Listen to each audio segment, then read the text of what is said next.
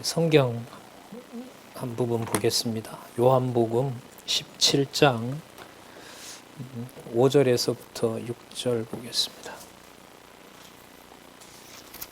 요한복음 17장 5절에서부터 6절.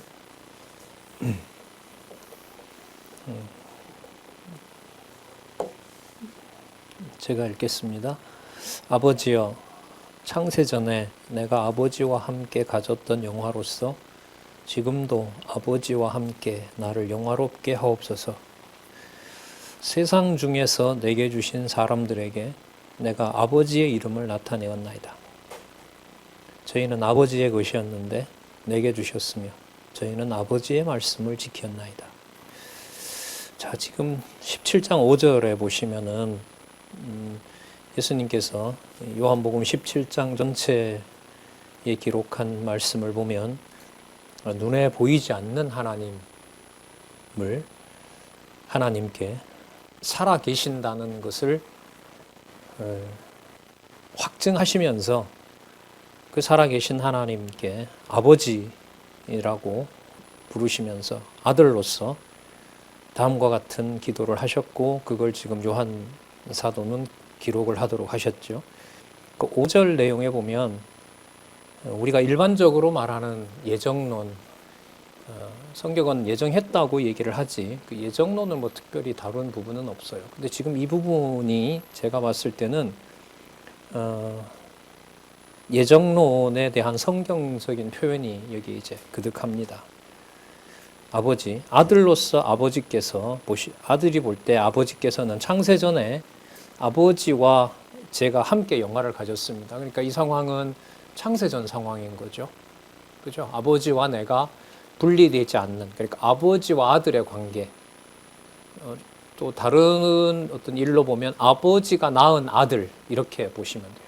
그러니까 우리를 창세전에 그 에베소서 1장 3절 이후에 보면 그리스도 안에서 우리를 택했다 그러잖아요. 그리고 시편 1편 2절에 보면 아들을 낳았다고 했으니까 우리의 출생도 창세전에 그리스도 안에서 우리를 낳으신 거죠. 그래서 로마서에는 맏형이라고 이제 그리스도를 소개하고요. 이게 이제 예정의 어떤 깊이 있는 세상이 알 수 없기 때문에 이건 신비죠. 성경과 관련된, 하나님 지식과 관련된 신비인 거죠. 그걸 지금 뭐라고 하고 있냐면 영화라고 하고 있어요. 영광이라고 하는 거죠. 자, 영화로서 지금도 아버지와 함께 나를 영화롭게 하옵소서. 그 영광스러운 사건이 있었는데 아버지여, 지금도 거기에 바탕을 두고 그걸 다시 확인해 주십시오, 이 말이거든요. 그럼 그게 뭐냐 하면 6절에 세상 중에서 내게 주신 사람들. 자, 이제 하늘에 있던 상황을 어디로 이제 가져와서 설명하죠? 이제 땅에서 예수님과 이제 제자들, 또 예수님의 말씀을 들었던 그 이제 사람들 중에 세상 중에서 내게 주신 사람들, 언제 주셨다는 걸까요? 지금 아까 앞부분이 창세전이었으니까 창세전에 아버지께서 영화롭게 한 사건이 있었는데 그게 뭔지 6절에 와서 보니까 세상 중에서 아들에게 맡겨준 자들이 있다는 거예요. 그러니까 예정론을 바탕으로 현재 일어나는 제자들과 함께 지냈던 사건을 지금 이렇게 설명하는 거죠. 그러니까 하나님의 영광스러운 거죠. 그러니까 저는 이제 이 예정론을 그러니까 아름다운 교리다, 이런 말을 이제 제가 좀 쓰거든요. 그러니까 개인의 어떤 신앙과 관련해서 봤을 때 이 예정론은 지금 여기 나와 있는 표현대로 창세전 아버지의 영광이 무엇인지가 이 땅에 살아가는 성도들의 비밀이거든요. 그러니까 이 두 구절만 좀 참 이렇게 곱씹어보고 생각을 해봐도 개인적으로 하나님 자녀가 됐다는 이 비밀과 그 다음에 우리가 이제 그토록 소중하게 깨달아가는 가정교회의 그 이른바 혈육의 관계, 부부야 남남이지만 어쨌든 어떻게 보면 어머니가 더 많이 관리한 거잖아요. 10달 데리고 있어야 되고, 또 어쨌든 태어나면서 전적인 책임은 이제 부모에게 어쨌든 엄마 손에 맡겨져서 키우는 부분이 훨씬 많으니까요. 뭐 굳이 구분을 지으려는 건 목적은 아니고요. 이제 여성노님들 같은 경우에 그렇게 품고 있었던 것이 창세전 하나님의 영광스러움이다. 그런 말은 잘 안 하죠. 굉장히 신비로운 거잖아요. 근데 이게 자, 칭의론 얘기하면서 왜 이 얘기를 하는지 이건 이제 좀 이따도 말씀을 드릴게요. 6절에 세상 중에서 내게 주신 사람들에게 내가 아버지의 이름을 나타냈다는. 그러니까 예정론의 비밀은 하늘에 계신 아버지여라고 예수께서 부르게 해주신다는 거예요. 그게 단지 말로만 되는 것이 아니라 이걸 그리스도가 보증을 해주셔야 돼요. 자, 세상 중에 내게 주신 사람들에게 아버지의 이름을 부르도록 이 땅에서 해주시는 것. 이게 창세전에 있었던 무엇이다? 영광이다. 이걸 우리가 예정론이라 그런다. 자, 여러분 성경이 이런 상황이 여기만 있겠습니까? 자주 말씀드렸던 이 공부하면서 여기다 메모도 해보자고 했을 것 같은데 강론집 10 개정판에서 소개하고 있는 구절이죠.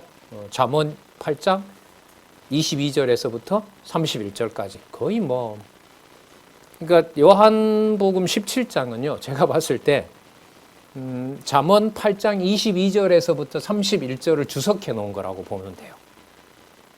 그 잠언의 내용은 3대 언약, 자손 땅 통치 언약을 창세전에 하나님께서 로고스와 지혜와 아들과 어떻게 함께 그 일을 해오셨는지를 아주 상세하게 설명을 하거든요. 거기에 바탕을 두고 이제 6절에 초점을 맞추면 거기에 누구도 있었냐 하면 세상 중에서 내게 주신 사람들이 아버지의 이름을 부르는 자들이 있다는 거죠. 저희는 잘 보세요. 누구의 것이었는데? 아버지의 것이었는데. 그러니까 아들이 함부로 할 수가 없어요. 그러니까 아들에게 줬지만 아들이 뭐 할 수 없어요? 자기 마음대로 할 수가 없는 거예요. 우리는 자기 마음대로 하려고 하지만은 어떻게 보면 참 무지한 거죠. 이런 부분에서 보면은 저희는 아버지의 것이었는데 내게 주셨으며 저희는 제 말을 지켰다 이렇게 해야 되거든요. 지금 이 정도 되면 왜 본인에게 줬으니까. 근데 누구의 말씀을 지켰다는 거예요? 아버지의 로고스를 지켰다는 거죠. 계속해서 예수님께서는 자신에게 주어진 상황에 대해서 누구의 이름을 계속 확인해줘요? 아버지 일로. 이게 예정론의 핵심이에요. 공들여서 널 만들었다, 낳았다라는 것에서 그 공든 것의 원천은 예수님의 이 말씀으로 보면 누구죠? 아버지인 거죠. 그 아버지 이름 우리는 여호와라고 하고 있는 거고요. 자, 남은 시간에 이제 이 칭의론 부분을 이제 살펴볼 텐데, 이 개혁파 신학에서 이제 예수께서 십자가에 죽으시면서 완성하신 그 속죄 사역에 대해 전적으로 하나님의 은혜다라는 이 교리가 이제 희석이 됩니다. 이 결과는 늘 말씀드린 대로 성경에 나타난 그리스도의 사건을 전적으로 지금 여기 보신 것처럼 창세전에 그리스도에게 확정하시고 그 사건을 땅에서 이루어 주신 전적으로 그리스도가 본인에게 줬다고 했기 때문에 의롭다고 하는 사건에서 그냥 그리스도로 끝나야 돼요. 그런데 지금 이 말씀 한 명제만으로는 사람들의 너무나 극과 극인 상황. 그러니까 교회와 무관한 사람인데도 도덕적으로 너무 훌륭한 사람이 있고 진리를 전하는 자고 진짜 입만 열면 그리스도를 말하는 자인데 포악할 뿐만 아니라 너무나 교회에 적대적인 사람이 극과 극인 사람이 공존하는 상황에서 하나님 살아계신 것으로 개혁파 신학은 칭의론에서 하나님으로 끌어올리지를 못했어요. 결국. 그러니까 하나님 살아계신 증거를 교회가 혼탁하고 인간들의 행위가 저건 아니다. 거의 도덕적이죠. 그러다 보니 이제 다시 뭘 요구를 하냐면 그리스도가 이루었는데 부족한 부분이 있다. 그리고 이루면서 하나님은 다른 의도가 있었다. 부족한 부분이라면 누가 채워야 될까요? 그러니까 그리스도가 한 부분이 부족하다라면 누가 채워야 돼요? 인간이 채워야 되죠. 그래서 다시 율법주의가 되고, 그리스도가 다 했는데 뭐 지킬 필요가 있느냐? 그러면 율법 폐기론이 돼요. 그러니까 어떤 것도 나에게 뭘 하라고 하지 말라. 제가 봤을 땐 구원파가 이거거든요. 예, 그러니까 아주 초보적인 거죠. 이단이기보다가 뭐 성경 강론 이런 방식으로 많이 하고 있기 때문에. 그리고 뿐만 아니라 율법 폐기론이든 그 다음에 율법을 다시 도입하는 것이든 이 두 가지 다가 과연 신의 존재를 확인해 주려는 걸까? 그게 아니라, 이제 이거는 제가 전공했던 바르트 비판인데, 율법 폐기론이든 율법 필요 없다고 하고 그냥 마음대로 막 살아도 된다고 하고 그게 구원에 영향을 미치지 않는다고 하는 말이나, 또 교회 지도자 입장에서는 성도들을 하나로 이렇게 잡아야 되잖아요. 묶어야 되잖아요. 일탈하지 못하도록. 그러다 보면 뭘 써야 돼요? 뭘 사용을 해야 돼요? 성경에 보면 이렇게 하라고 하지 않았느냐. 그러니까 율법을 다시 강요하게 되죠. 과거 율법은 아닌데 이런 걸 이제 신율법이라고 얘기를 합니다. 오늘 이게 나오거든요. 신율법주의를 강요하게 돼요. 근데 그 신율법주의도 하나님 살아계신 증거가 분명하면 이래라 저래라라고 할 필요가 없는 거죠. 왜? 살아계신 하나님께서 말씀으로 뭐 할 거니까? 통치할 거니까. 그러면 하나님의 말씀이 절대 진리로 확정이 돼야 되는데 이걸 근본적으로 개혁교회가 못했어요. 그래서 여기까지 지적은 하죠. 율법이 필요 없다고 하는 것도 결국은 인간의 욕심을 중심으로 일어나는 일이고, 율법을 지키라고 하는 것도 결국 자기의를 조장하는 것이니까 절대자인 하나님, 절대주권자인 하나님에 대한 강조가 뭐하게 돼? 떨어지게 되고. 그러니까 두 가지 다 율법 폐기론이든 율법을 다시 지켜야 되는 자리라고 하는지 간에 이 양자가 모두가 다 뭐와는 관계없다는 거예요. 하나님 살아계신 것을 찬양하는 것하고는 관계없다는 거예요. 이 부분은 성경신학에서 그 지적을 조금은 따를 만은 해요. 그러니까 율법주의든 율법 폐기론이든 전부 다 진리의 말씀이 주관하지 않으면 신중심주의가 아닌 어디로 간다? 인간중심주의로 간다는 거죠. 자기가 그냥 자기 멋대로 살고 싶은 거죠. 방종으로. 그걸 뭐로 여기냐면 복음의 자유로 여기는 거죠. 그 극단적으로 가거든요. 극단적으로 가요. 진짜 이 개혁파 신앙에서 보면 구원이 예정론으로 해결됐는데 무슨 어떤 것도 내 구원을 흔들겠냐는 거예요. 그래서 사람 죽이잖아요. 종교 재판을 자행을 하죠. 교수 영예도 처하고 화형대도 올려놓습니다. 개혁교회가. 거기에 이제 개종했던 자들이 이제 치를 떠는 거예요. 저 광경은 로만 카톨릭에서 봤는데, 그러니까 예정론을 얘기를 하고 교회에서 봤을 때 그 이론이 방어가 안 되는 면도 있으니까 교회법으로 그러지 말라고 정해놓고 그걸 어겼을 때는 뭐예요? 카톨릭처럼 생명을 죽여버리는 거예요. 이게 여러분 종교 전쟁이 일어난 유럽의 개혁주의 그 상황입니다. 그러니까 지금 이 이론들이 나오는 그때 분위기로 보시면 돼요. 그런 상황이었어요. 예. 자, 그럼 이건 어디서부터 짚어야 되느냐? 그리스도가 하신 속죄 사역을 어떻게 보고 그 목적이 궁극적으로는 뭐냐? 성경신학에서는 누구 존재 증명이라고 하죠? 하나님의 존재와 그 사역의 증명인 거예요. 그러니까 율법주의도 하나님께서 그냥 인도하도록 잡아주지 않으면 그냥 버려두면 그 진리의 말씀을 누구 좋을 대로 써요? 인간 좋을 대로 써요. 그러니까 좋을 대로 쓰는 방향이 어떨 때는 뭘 가져와서 쓰고 율법을 가지고 와서 남에게 강요하면서 쓰고, 어떨 때는 자기 불편한 때는 뭐가 필요 없다 그러고 율법이 필요 없다 그러고. 여러분 이런 면들이 저희들에게도 있을까요 없을까요? 있죠. 자식에게 강조할 때는 무슨 주의자가 될까요? 율법주의자가 돼요. 맞죠? 내 명령의 권위를 세울 때는. 그리고 누군가 나를 얽어매려고 하면 어디로 도망가요? 예정론으로 도망가요. 그럼 무슨 론자가 돼요? 율법 폐기론자가 돼요. 그러니까 이 고민을 해요. 이 개혁신학자들이. 그리고 이걸 장로교회는 오늘 이제 스코틀랜드 교회, 장로교회 본산이잖아요. 영국 국교회와는 달리 장로교 교리를 만들고 한국 교회도 영향을 많이 주는 장로교 39개 조항이 있거든요. 여러분들 들어보셨죠? 웨스트민스터 신앙 고백서 얼마나 이게 장로교 중요한 교리입니까? 그걸 이제 바탕으로 살아가는 교회였거든요. 지금부터 한 300여 년 전에. 그런데 이제 이 교회가 이걸 총회법으로 묻고 총회에서 법을 집행합니다.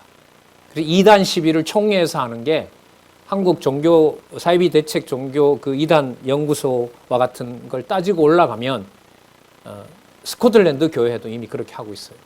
그러니까 그걸 그대로 미국 교회가 받고 한국 교회가 받다 보니까 총회를 진리를 재판하는 재판국으로 만드는 게 너무 자연스러웠던 거죠. 근데 우리 성경 신학에서는 교회 개혁을 통해서 정확하게 안내하는 것으로 그리고 공개적으로 성경적인지 아닌지에 대한 공개 토론까지 안내해주고 그리고 각자 자신이 가지고 있는 바에 대해서 성경적인 것에 믿어지지 않으면 성경적이 아니오라고 하는 것까지만 가고 그 말을 듣지 않는다고 스코틀랜드 교회나 한국 교회가 하는 것처럼 총회법을 열어서 그 사람을 단죄하고 구체적으로 누군가를 제명하고 그거는 성경적이 아니라고 하는 거죠. 실제로 대한민국은 일반 은총적으로도 종교의 자유가 있어요, 없어요? 있죠. 있잖아요, 대한민국에서는. 어떤 종교 강요하지 않잖아요. 더 나가려고 지금 국회에 법이 들어가 있죠. 이른바 포차법, 포괄적 차별금지법. 거기는 어떤 누구의 종교적 성향뿐만 아니라 모든 개인적 성향에 대해서 비난할 수 없도록, 비난하도록 느끼거나 비난하게 되면 형사고발할 수 있도록. 이걸 이제 보수교단은 동성애가 교회에 들어온다고 해서 지금 목숨 걸고 지금 막고 있잖아요. 뭐 입법 로비까지 하면서. 지지난주에 보니까 그 오교회, 오로 시작, 이응으로 시작하는 교회, 큰 교회죠. 그 교회 이제 당회장이 1인 시위를 국회 앞에서 하더라고요. 동성애법이 절대로 들어와서는 안 된다. 아마 의도적으로 교인들을 보고 이제 같이 가자고는 안 하고 혼자 하는 것 같아요. 개인의 대한민국 시민으로서 그 법에 대해서 나는 찬성하지 않는데 이건 얼마든지 할 수 있는 것이 아니냐. 그렇게 되면 우리 이번 오이코스 총장님 와서 들으셨지만 기독대학인데 강의 시간에 기독교가 기독교만 탁월한 진리고 나머지는 그릇된 권리다라는 말을 못하게 됩니다. 유럽과 미국은 거의 이 법이 통과되어 있거든요. 네. 그러니까 이런 상황에서 율법 폐기론이다 아니면 신율법주의자다, 율법을 강요하는 것이다, 이거는 더 극단화됩니다. 왜 나한테 믿으라고 하냐? 나는 내 좋을 대로 믿을 거다. 그럼 내 좋을 대로 믿는다라고 하는 것이 이제 그때그때마다 뭐도 되고 뭐도 돼요? 남에게 강요할 때는 뭐가 되고 율법주의자가 되고, 남이 나한테 강요할 때는 뭐가 되고 내 법을 요구하는 율법 폐기론자가 되고. 저는 이제 공부하는 성향이 어떤 이론이 저게 나랑 무슨 상관이 있지, 이게 이렇게 연결이 안 되면 되게 재미가 없어요. 그리고 가장 깊이 찔러오는 거, 인간의 문제에 대해서 가장 근본적인 것을 어느 정도 이론적으로 이렇게 공격해 오는 거, 이런 게 어쨌든 저는 좀 이렇게 맞더라고요. 왜냐면 그걸 뭐 정보 전달하는 걸로는 별로 이제 재미가 없어서. 그래서 제가 이제 철학 논문 쓸 때 어떤 그 선배 하나인데 아주 점잖은 분이었는데 그 술 한잔 하시고 저를 보고 막 너무너무 나무라는 거예요. 막 소리도 지르고. 진짜. 왜 그러냐니까 그 철학자를 너무 그 개인 문제로 그렇게 자꾸 돌려놓지 마라. 제가 볼 때는 당신은 능력이 없네. 나는 내 걸로 가져올 능력이 있는데, 이제 이렇게 했는데 제가 그때 얘기를 했죠. 단지 정보 전달하는 거, 그 선배님, 저는 그게 사실 힘듭니다. 그러다 보니 수업 시간에 그게 인간의 삶과 무슨 상관이 있느냐, 그런 걸 제가 질문을 하니까 양해를 해달라고 이렇게 얘기를 했는데, 자, 우리 남은 시간 이 율법 폐기론과 그 다음에 새로운 또 율법을 강조하는 율법주의와, 여러분 이게 사실 대한민국의 기독교의 그 개혁파 혹은 개신교라고 보시면 돼요. 맞죠? 필요할 때는 뭐 얘기하고 은혜 얘기하고, 그 다음에 또 필요할 때는 뭐 얘기하고 율법 얘기하고. 여러분 이걸 사람이 하는 것이 아니라 여러분 성경신학의 관점에서 보면 하나님의 섭리인 거죠. 무엇 아니면 답이 없어요. 성령께서가 답이 아니면, 하나님께서가 답이 아니면 이건 절대로 답을 낼 수가 없어요. 지금 그 지경까지 몰아놓은 거 아니겠어요? 자, 4번 보겠습니다. 여러분 많이 들어보셨죠? 아르미니우스, 알미니우스. 칼빈주의 5대 교리. 이번 주에 예정론 강의가 바로 이제 이 성경신학 원로께서 강의하셨죠? 이른바 튤립. 그 튤립의 앞에 글자만 따면은 그게 칼빈주의 5대 교리가 되거든요. T는 토탈 디프레버티라고 전적 타락. 그 다음에 U는 뭐냐 하면 unconditional, 무조건적 선택. 그리고 모두 구하는 것이 아니라 부분적으로 구원했다는 제한 속죄. 그런데 속죄할 때 인간이 하나님이 주신 은혜를 거부 못한다. 불가항력적 은총. 그리고 구원받은 것은 끝까지 간다. 성도의 견인. 이렇게 이제 5가지 교리거든요. 이 교리 앞서 아르미니우스가, 여기는 주로 이제 이 책은 속죄론을 다루고 있기 때문에 속죄론만 얘기하는데, 이 아르미니우스 주의자들이 모여서 이제 칼빈주의가 나오기 전에 5개 교리를 먼저 정립하죠. 이게 그러니까 개혁파 교회에 대해서 도전이 되는 거예요. 첫 번째, 아까 전적 타락이었으니까 전적으로 타락 안 했다. 인간의 이성은 살아있다. 칼빈이 기독교 강요에서 시작하면서 이런 힌트를 줘요. 우리 사실 저기 대치동에서 공부하실 때 칼빈의 기독교 강요 공부하셨잖아요. 거기 보면 이제 공부한 내용들이, 저는 그때 이제 처음 받았는데, 그 칼빈주의에 보면 사실 탁월한 지성을 가진 사람들이 있다. 근데 그게 타락했다라는 말을 감히 못해요. 그리고 나중에 가서 성령께서 도우셔야 된다, 이 말을 합니다. 자, 그러니까 이런 게 약점이 되는 거죠. 자, 베드로 후서에 있는 대로, 여러분, 죄송합니다. 우리가 본 적은 없지만, 이른바 4대 성인이나 부처라든지, 무슨 수녀, 이런 유명한 사람들이 있잖아요. 성자로 붙인 모든 사람들에 대해서 고린도 그 후서에 나오는 대로 잡혀 죽기 위하여 난 이성 없는 짐승이다라고 우리가 바로 제목 붙일 수 있을까요? 없을까요? 예? 없죠. 예. 세상에 진짜 너무나 많은 사람을 죽인 진짜 살인범, 강도가 있는가 하면, 그런 사람들로부터 사람들을 보호하기 위해서 자기 몸을 수없이 던지면서 자선 활동을 하는 사람들이 있잖아요.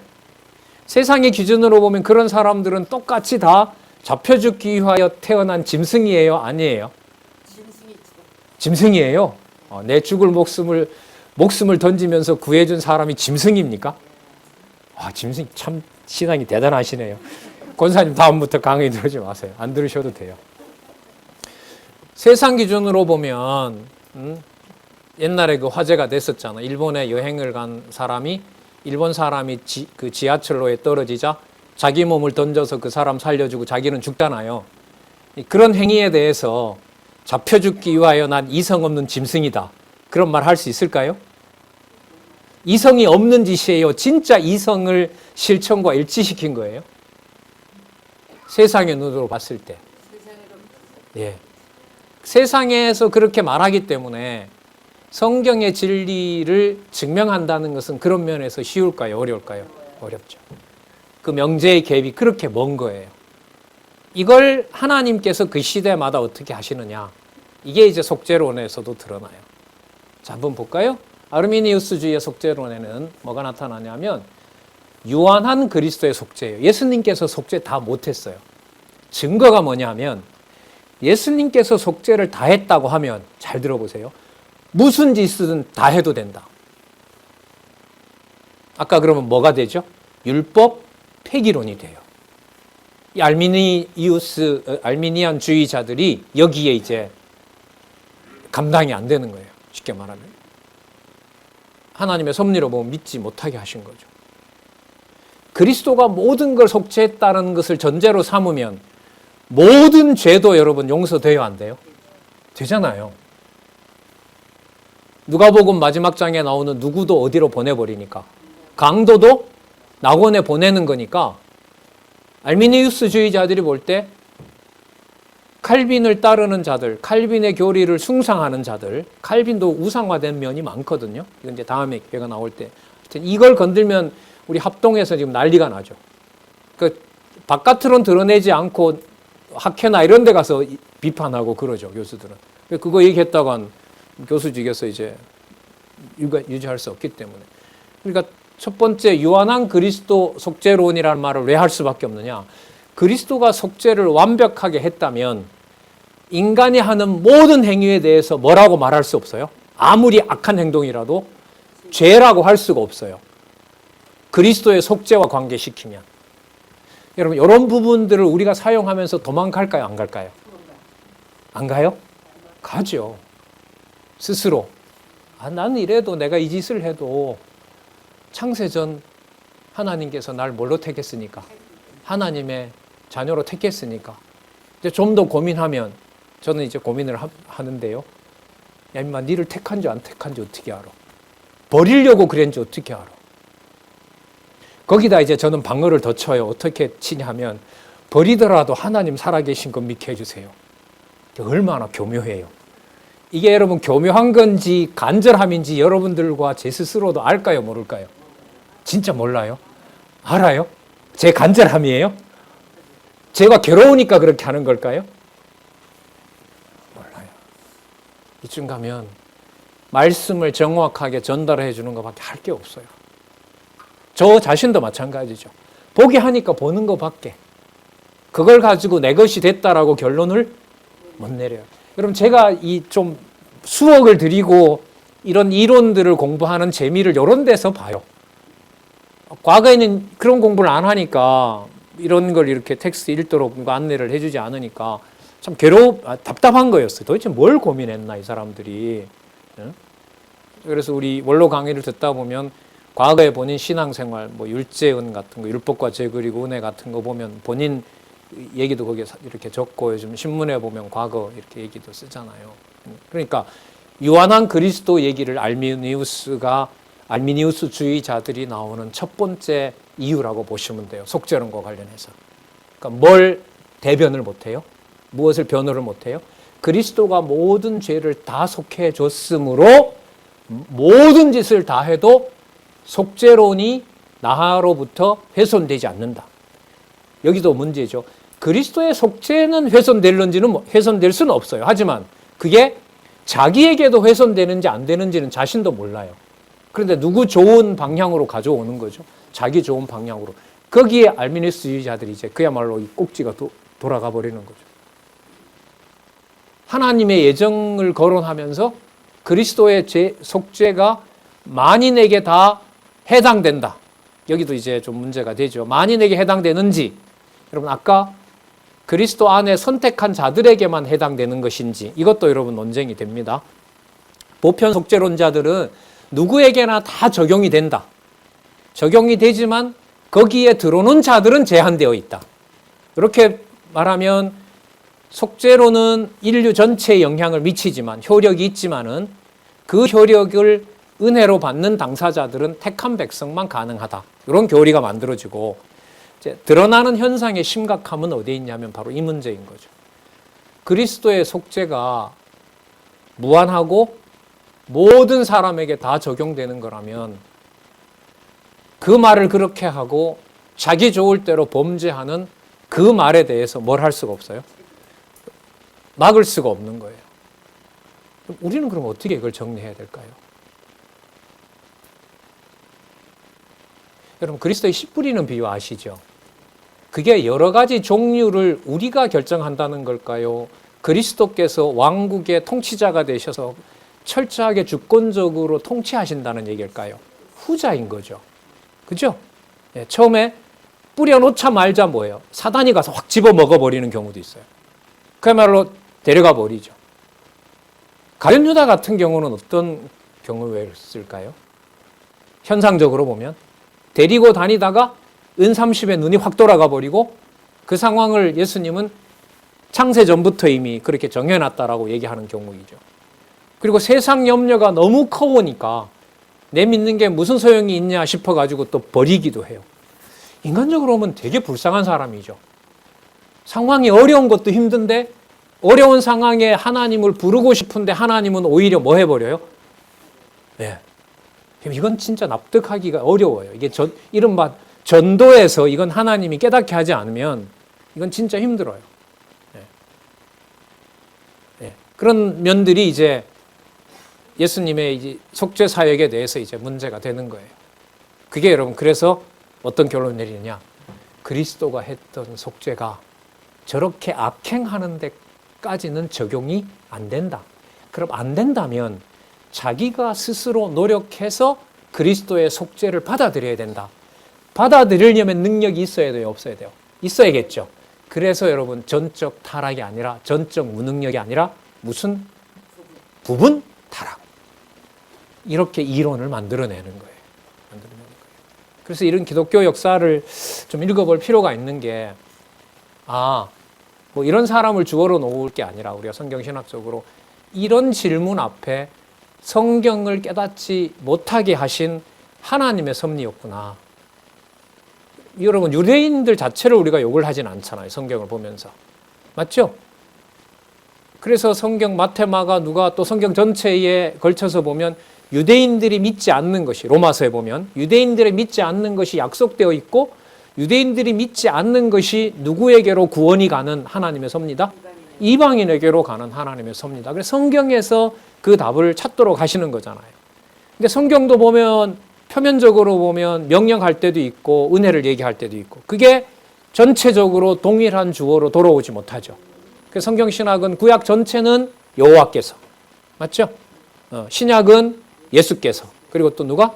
성령께서. 그리고 이른바 삼위일체 하나님이 성경 전체의 주어가 되고 모든 사건은 누가 주관하시는 것이다? 하나님께서. 그리고 아까 씨 뿌리는 비유 같은 경우가 바로 말씀이 넘어지게도 하고 세우게도 하시는 거죠. 누가 정하신 대로? 하나님께서 정하신 대로. 아까 그리스도의 기도대로라면 창세전에 아버지의 영광 가운데 함께 선택된 자들. 여러분, 그 자가 누군지를 분명히 성경에는 밝히지만 그 자가 바로 나야라고 내가 나한테 가져올 수가 있어요, 없어요? 가져오고 싶지만. 그리고 종교 지도자가 그러므로 당신은 창세전에 선택된 자가 맞아 라고 할 수가 있어요, 없어요? 없어요. 그건 월권이에요. 어마어마한 월권이에요. 그래서 성경 신학에서는 성경을 가르치는 자를 뭐 한다 그러죠? 안내한다. 그 말에 다 끝을 내죠. 그래서 여러분 유한한 그리스도 속죄는 그래서 뭐까지? 전적 타락이 아니라 부분 타락이라는 말까지 알미니우스가 얘기할 수밖에 없어요. 그러니까 부분 타락이니까 부분 타락이고 하는 거에 따라서 구원을 받는 거니까 무조건적 선택이겠어요? 조건적 선택이겠어요? 그래서 논리적으로 조건적 선택이 나오는 거죠. 조건적 선택이 나와요. 그리고 그건 누구에게나 그 기회는 열려 있어야 돼요. 누구나 다 능력을 가지고 있기 때문에. 그래서 제한 속죄가 아니라 어떤 무제한적 속죄가 되는 거죠. 무제한적 속죄인데 자기가 은혜를 받아들이느냐 받아들이지 않느냐에 따라 결정되기 때문에 불가항력적이 아니라 뭐 할 수 있어요? 항거할 수 있는 은혜가 되는 거죠. 그러면 구원은 끝까지 보장이 돼요, 안 돼요? 안 돼요. 그러면 성도 견인이라고 하는 것이 아니에요. 하기에 따라서 천국 간다. 그게 이제 알미니우스주의자들이 얘기해 놓은 바로 알미니우스의 5대 교리라고 할 수 있어요. 그러니까 그 교리의 심각함은 현상적으로 보면 아까 말씀드린 대로 그리스도의 속죄 다음에 만연하는 범죄에 대해서 하나님이 심판이다라고 하는 것을 확증을 못한 거죠. 확증을 못했어요. 그 변명을, 그 변론을 못합니다. 그냥 성경 구절 몇 개를 인용해서 얘기를 하지 그걸 교리적으로 근본적으로 악의 문제죠. 그 악행에 대해서 하나님께서 하게 하시는 일이다라고 못해요. 왜? 하나님이 그럼 죄의 조성자냐라고 했을 때 그 논의를 성경에 뒷받침하면서 충분히 논의를 못해가기 때문에. 그래서 지금 여기 보시면 세 번째 줄에 그리스도의 죽음을 형벌적이고 사법적인 것으로 하나님의 공의를 만족시켰다고는 해요. 그러니까 하나님이 얼마나 죄를 싫어하는지는 보여준 것은 맞다. 하지만 하나님께서 모든 걸 보여줬지만 모든 인류의 죄를 다 그렇게 한 것은 아니다.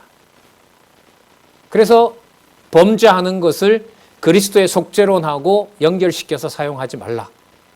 사용하지 말려면 어떻게 돼야 되냐 하면 내가 책임을 져야죠. 내가 책임을 지려면 내가 능력이 있어야겠죠. 그래서 부분 타락했다는 것으로 인간론을 규명하는 거고, 칼빈의 주장인 인간이 전적으로 타락했다는 어떤 그런 논조는 희석되게 되는 겁니다. 자, 여기 보시면 그리스도의 희생제사가 모든 죄를 없애는 등가성을 갖춘 대속적 형벌로 보는 것이 아니라 형벌을 대신한 열등한 가치를 지닌다. 이 말은 그리스도의 속죄가 완벽하지 않다라는 것도 또 설명해요. 왜 완벽하지 않다고 하냐 하면, 자, 그러니까 두 번째 이 알미니스주의자들의 이 이론이 드러나는 배경이겠죠. 여러분, 세상의 모든 사람이 다 예수를 그리스도로 고백해요? 아니면 지금 현대로 봤을 때는 했던 사람들도 오히려 아니라고 돌아가고 예수를 그리스도로 믿는 일들이 점점 줄어가죠. 자, 줄어가기 때문에 그리스도가 인류를 위해서 속죄 사역을 했다는 것은 표면적으로 볼 때, 믿지 않는 사람들이 점점 드러나는 것은 그리스도의 사역이 완벽하다는 거예요? 뭔가 불완전하다는 거예요? 불완전하기 때문에, 뭔가 잘못했기 때문에 세상 사람들이 그리스도를 믿지 않는다는 거예요. 그러니까 이 말이 되는 거예요. 열등한 가치를 지닌 것이다. 그러니까 탁월한 가치를 지니고 있었다면 세상의 모든 사람들이 그리스도의 속죄 앞에 전부 다 무릎을 꿇어야 되는데, 오히려 그리스도를 악하다고, 그리스도가 단지 인간의 스승이라고 여기고 영원하신 하나님의 아들로 그렇게 믿지 않지 않느냐. 그러므로 그리스도가 하신 일을 인류 전체로 확대해서는 안 된다. 뭐가 있다? 번역상의 용어이기 때문에 그래요. 열등한 가치가 있다. 탁월한 절대적 가치를 갖는 것이 아니라. 자, 그 다음 페이지 한번 볼까요? 그래서 여기 보면 하나님이 단지 그리스도의 희생 제사를 인류를 위하여 뭘 베푸신 거다? 관용을 베푼 거다. 여러분, 우리가 자녀들에게 관용을 베푼다라는 말은 이번은 한번 용서해 줄게. 앞으로는 뭐 하지 마? 앞으로는 범죄하지 마, 이거죠. 그러니까 그런 의미에서 관용이라는 거예요. 그러니까 그리스도가 다 해결해 주신 것이 아니라 앞으로 그리스도가 하신 일, 그리스도가 순종하신 것처럼 너도 어떻게 된다? 잘 따라와야 된다. 그런 의미에서 관용을 베풀었기 때문에 그리스도가 한 속죄 사역이라고 하는 것은 완전한 것이 아니다. 나머지는 결과적으로 적용이 될 때는 누가? 인간이 해야 된다. 자, 여기 또 나오죠. 영원한 죽음을 경험하지 않았다. 여러분, 이게 논리적인 어떤 이 공격인 건데요. 여러분, 그리스도가 죄인이세요? 죄인이 아니세요? 그리스도가 죄인이 아니잖아요. 십자가에 죽으신 게 죄가 많아서 형벌받아 죽으셨어요? 아니잖아요. 인류의 죄를 어떻게 했어요? 대신 받았죠. 이 사람들의 공격이 뭐냐 하면, 이게 인류의 고통과 함께 할 수 없는 게, 어떻게 이런 거 보면 참 인간적으로 봐도 예리하죠. 그리스도가 죄인이 아니지 않느냐? 그래, 죄인이 아니지. 그리고 하나님께서 단지 죄를 그에게 전가해서 죽게 하셨지. 그래, 그렇다. 그런데 한번 이걸 봐라. 대답을 해봐라. 그리스도가 죄인이 아니라면 하나님의 저주 아래에 있는 영원한 형벌 가운데 있는 인간의 상태를 그리스도가 알겠느냐 모르겠느냐. 참 곤란한 질문이죠. 여러분, 이런 말 할 때 우리 굉장히 짜증내죠. 난 네 마음 다 안다. 여러분, 이 말이 돼요, 안 돼요? 엄마는 너 마음 다 알아. 진짜 다 알아요? 아니잖아요. 마찬가지예요. 그리스도가 영원한 형벌에 처해 있는 사람 상태를 다 아냐, 이 말이에요. 이걸 우리는 어떻게 반박하면 될까요?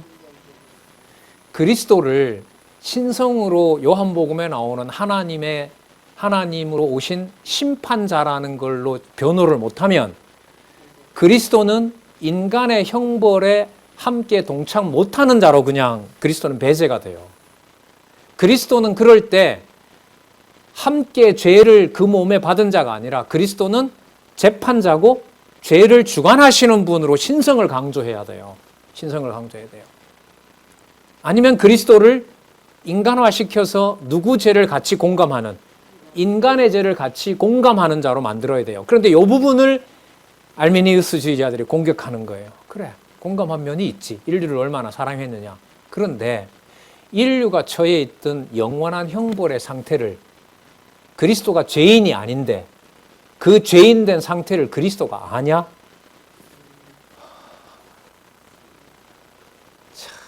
그러면 여러분, 여기에서 그리스도를 이른바 삼직, 또 아들로서 신분, 그가 하는 대속사역, 심판주, 그리고 창세 전부터 있었던 하나님의 예정과 유기를 할 때 선택과 유기를 주관하신 주체, 이런 부분으로 그리스도를 소개하지 않으면은 그리스도가 인류의 죄를 함께 고통을 짊어질 수 있느냐라는 그 질문에 대답할 수가 있겠어요? 없겠어요? 할 수가 없어요. 이 대답을 개혁주의 신학자들이 못하죠. 할 수가 없었어요. 왜요? 마태, 마가, 누가를 섞어놓고 예수님을 단지 어디까지 인성이고 어디까지 신성이냐라는 논의만 했기 때문에. 그래서 여러분, 제가 이런 걸 읽어보면서 마태, 마가, 누가, 요한복음에 기록된 그 순서가 얼마나 중요한지를 알게 된 거예요. 이런 문제의식을 제기하니까. 그럼 여러분, 이런 질문을 탁 던지면 저도 그렇고 여러분들도 그렇게 생각할 거 아니에요. 그럼 성경 신학적으로 어떻게 대답하지? 어떻게 대답해야 여호와 계시로 가지? 어떻게 저 상황이 저렇게 알미니언주의자들이 볼 때 그리스도가 영원한 형벌을 경험하지 못했다고 하는 말을 변명할 수 있지? 변호할 수 있지? 그리스도를 신성으로 절대자 하나님, 심판주라고 하는 것을 설명을 못하면 그리스도가 우리한테 동참을 전적으로 못한 분이니까 그리스도의 속죄 사역은 근본적으로 그리스도가 애를 써서 한 거지만 근본적으로 죄인이 될 수 없는 자이기 때문에 우리의 영적인 처참함에 대해서는 그리스도가 다 안다, 모른다? 모른다. 딱 끝나면 이제 기독론이고 뭐고 딱 끝이 나는 거예요. 그럼 예수는 뭔데? 예수는 누구냐면 이제 답을 내는 거죠. 예수는 단지 모든 인류에게 전체를 위한, 인류 전체를 위한 보편적인 사역, 보편적으로 하나님께서 죄를 이만큼 미워한다라는 것을 보여주기 위해서 당신 아들에게 그렇게 죄를 지은 것이지, 그렇게 죄를 지었다 해서 하나님이 죄를 얼마나 싫어하는지를 보여줬다고 해서 그 그리스도가 내 죄의 심각한 가지 다 진 건 아니다. 결과적으로 그렇다면 하나님께 구원을 받는 것은 예수를 통하긴 통하지만 누가 그 마지막 일들은 채워야 된다? 인간이 그걸 채워야 된다. 왜? 예수는 그 상태에 다 경험을 못했기 때문에. 말이 안 되는 것 같은데 말이 돼요. 이게. 성경을 모르면. 자, 즉 그리스도는 인류 전체의 죄와 각 사람의 온갖 구체적인 죄를 속하였다라고 얘기를 해요. 하지만 속죄는 보편적이지만 효력은 보편적일 수가 없다고 얘기해요. 그러니까 인류 전체의 죄와 각 사람의 온갖 구체적인 죄는 속했어요. 그러나 아까 얘기했던 대로 형벌받은 인간의 상태는 예수님이 알아요, 몰라요? 몰라요. 모르고 단지 자신은 인류 전체를 위해서 구체적인 죄를 속했을 뿐이에요. 여러분, 구체적인 죄를 왜 얘기할까요? 이른바 여러분, 자범죄 하나하나는 속했다, 속하지 않았다. 그리고 지금부터 구체적인 죄의 항목에 대해서는 누가 용서를 구해야 되고, 내가 용서를 구해야 되고, 하나님으로부터 속죄함을 받아야 된다는 거예요. 자, 속죄는 보편적이지만 효력은 보편적일 수 없다. 그러니까 그게 전체적으로 효력을 갖고 있지 않다. 왜냐하면 수많은 사람들이 멸망을 받기 때문에 그렇다. 그러면서 그 책임은 자기 의지로 속죄 사역을 거부하는 인간에게 뭐가 있다? 책임이 있다. 그래서 천국 가고 못 가고는 구원받고 못 받고, 칭의가 본인한테 들어오느냐 들어오지 못하느냐, 그건 누구 손에 달려있다? 인간의 책임에 달려있다. 이게 여러분 알미니우스주의자들의 주장이라고 보시면 돼요. 자, 이 책에서 볼코프는 그 다음에 보시면은 칼빈주의 5대 교리가 만들어지는 이 도르트 회의가 있거든요. 그 도르트 회의에 대해서는 다는 소개 안 하고요. 도르트 회의 이 네덜란드의 이제 화란 장로교에서 했던 일인데, 이 화란 장로교에 대해서는 제한 속죄와 관련해서 만 주장을 합니다. 그러니까 하나님께서는 아까 우리 본문 읽었던 대로 본인이 은혜 주시고자 하는 자에게만 은혜를 주신다. 은혜를 주신다. 근데 여러분 주장은 이렇게 했지만은 아까 알미니스주의자들이 얘기했던 그리스도가 얼마만큼 죄를 통감하셨느냐, 그리고 그가 했던 속죄 사역이 완벽하다면 인류가 다 따라와야 될 텐데 그렇지 못한 것은 효력에 문제가 있는 것이 아니냐.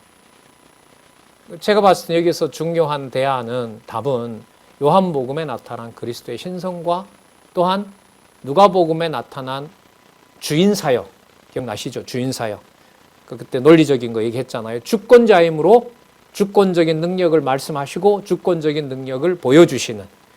그래서 요한복음과 누가복음에 나타난 본성과 재판장이신 심판주이신 그리스도와 그리고 주인으로서 어떻게 심판을 하시는지 그 부분을 보여주는 이 누가복음과 요한복음에 대한 그 내용을 바탕으로 하지 않으면, 그러니까 전체적으로 설명을 하지 않으면 알미니스주의는 극복하기가 어려워요. 그러니까 보여주는 방증이 뭐냐면, 칼빈주의를 얘기를 하지만 개신교 전체가 오직 은혜가 아니잖아요. 그죠? 오직 은혜가 아니잖아요. 오직 은혜가 아니고 결과적으로는 성화는 누가 해야 돼요? 내가 해야 되는 것으로 간 경우라고 보면 누구 대답을 대답하지 못했다는 증거가 돼요? 알미니우스주의자들의 대답을 결국 개혁파 교회가 못했다고 보면 돼요. 할 수가 없어요. 근데 제가 볼 때는 이 질문을 한 부분을 봐서는 대답이 안 돼. 그러면 다른 부분 가지고 공격할 텐데요. 그러니까 뭘 어떻게 봐야 되겠어요? 전체로 봐야 돼요. 그래서 마태복음이므로 마가복음, 마가복음이므로 누가복음, 누가복음이므로 요한복음이라고 하는 이른바 기독론, 그 부분을 통해서 드러난 그리스도의 속죄 사역, 이 부분을 정확하게 거기에서 뒷받침하지 않으면 이 근본적으로 한계가 있는 개혁파 신학의 속죄론이라고 할 수 있어요. 예, 앞으로 한 1시간 정도 속죄론을 하고요. 그 다음에 남아있는 게 여러분 구원론. 그 속죄론이 정리가 되면 그 다음에 그럼 내 구원은 어떻게 되는 거지? 이제 구원론으로 가게 돼요. 그리고 교회는 도대체 뭘까? 누가 모이는 것일까? 모여서 뭘 하는 곳일까? 그리고 마지막은 어떻게 되는 거야? 종말론 문제죠. 그렇게 연결이 이론적으로 논리적인 그런 고리가 만들어집니다. 그래요. 좀 딱딱한 내용들 들으신다고 수고들 하셨습니다. 예, 기도하겠습니다. 하나님 아버지 감사합니다. 진리의 말씀을 깨닫지 못하게 하시면 어떤 인간적인 논리에서도 반박당하고 여호와 하나님의 존재를 증명할 수가 없다는 것을 잠시 살펴보았습니다. 더더욱 간구합니다. 진리의 말씀 손에서 놓지 않도록 해주시고 진리의 말씀 볼 때마다 하나님 살아계신 증거로 확증하는 지혜와 명철도 허락하여 주시옵소서. 예수님의 이름으로 기도드렸습니다. 아멘.